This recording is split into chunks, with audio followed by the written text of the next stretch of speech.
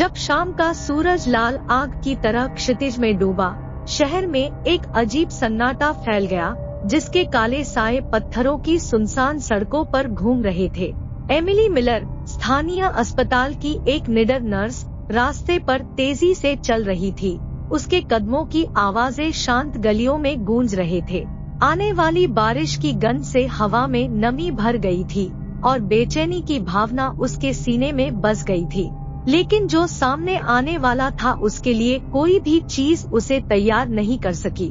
जैसे ही एमिली एक छोटे से तालाब के पास पहुंची, उसके शांत पानी से घना कोहरा उठने लगा, जो एक भयावह भूत की तरह शहर की सड़कों पर फैलने लगा।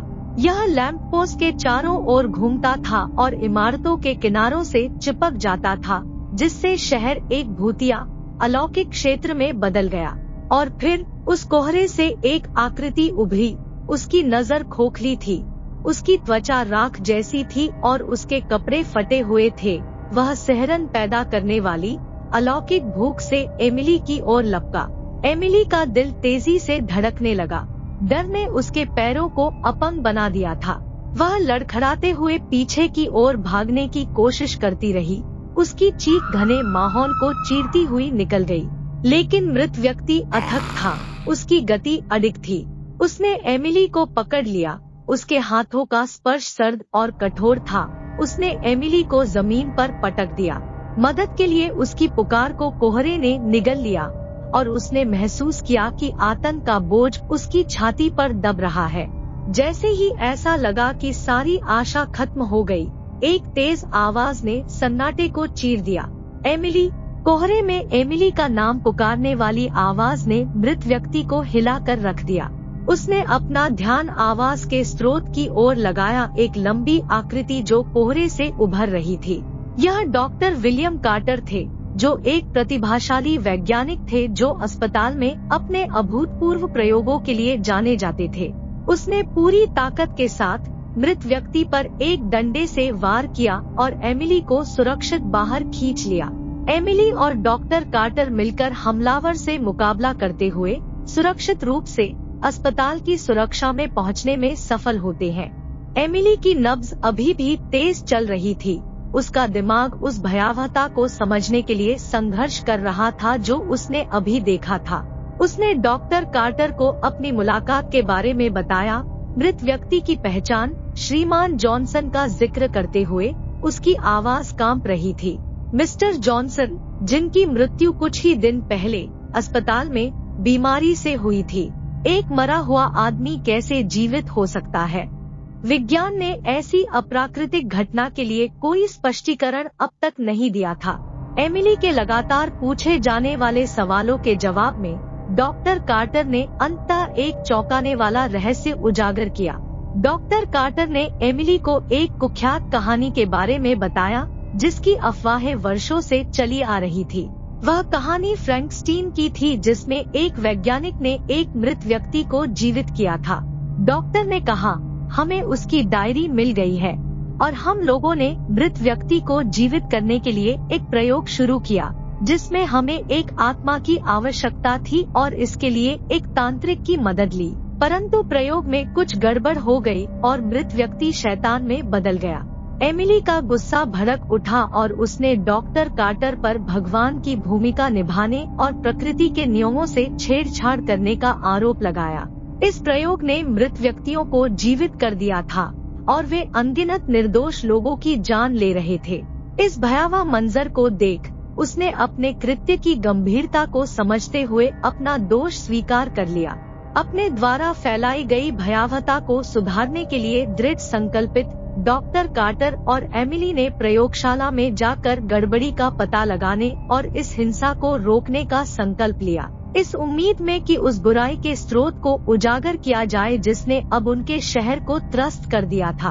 प्रयोग के लिए लिखी गई पुस्तकों और नोट्स के बीच उन्हें एक चौंकाने वाला रहस्योद्घाटन मिला। एक शैतान से राक्षसी शक्ति प्राप्त करने के लिए प्रयोग में हेरफेर किया गया था। पहेली के टुकड़े अपनी जगह पर आने लगे। कोहरा, मृत व्यक्ति और दुष्ट इकाई सभी एक भयावह अनुष्ठान से जुड़े थे। उन जीवित मृत व्यक्तियों को रोकने के लिए वे प्रयोगशाला में रखे रसायन से मारक सीरम बनाने लगे। समय बीतने के साथ शहर में अचानक से सन्नाटा छा गया। उन्हें ऐसा लगा कि जैसे शैतानी हिंसा खत्म हो गई हो, लेकिन उनकी राहत अल्पकालिक थी। कमरे का ये पूर्व सूचक सन्नाटा तूफान के आने से पहले की एक बेचैन कर देने वाली शांति थी। अचानक हवा में एक आवाज गूंज उठी, वह आवाज जो स्वयं तांत्रिक की थी। वह छाया से बाहर आया। उसका द्वेष स्पष्ट था। उसकी आंखें एक विकृत उद्देश्य से चमक रही थी। मैं तुम्हें ही खोज रहा था, एमिली, वह फुसफुसाया। उसकी आवाज में द्वेष टपक रहा था। उसने अपनी नापाक योजना का खुलासा किया, एक अनुष्ठान जिसके लिए 101 आत्माओं के बलिदान की आवश्यकता थी। एमिली की शुद्ध आत्मा पहेली का अंतिम भाग थी। उसने बताया कि 100 लोगों की बलि मृत व्यक्तियों की मदद से दे दी है और 101 बलि एमिली की शुद्ध आत्मा से पूरी होगी और उसे शैतान से अपार शैतानी शक्ति मिलेगी, जिसकी मदद से वह दुनिया पर राज करेगा। तांत्रिक एमिली पर झपटा। उसकी आंखों में मौत का इरादा था। हवा में भय व्याप्त हो गया। साहस के साथ एमिली और डॉक्टर कार्टर ने जवाबी लड़ाई की। प्रयोगशाला विज्ञान और काले जादू के बीच युद्ध का मैदान बन गया। उनकी पसंद के हथियार प्रयोगशाला के कोने कोने में पाए गए अनोखे पदार्थ थे। कुछ ऐसी दवाएं जो विज्ञान और रहस्यवाद को जोड़ती थी, जो उनकी दुर्दशा की गंभीरता का प्रमाण था। अराजकता के मध्य एमिली को एक इलेक्ट्रिक बंदूक हाथ लगी, जो असामान्य खतरों के खिलाफ सुरक्षा के लिए बनाया गया एक अनोखा उपकरण था। उसने पूरे जोश के साथ इलेक्ट्रिक बंदूक से निशाना साधा। उसके शॉट ने अपना निशाना ढूंढ लिया, तांत्रिक का दिल।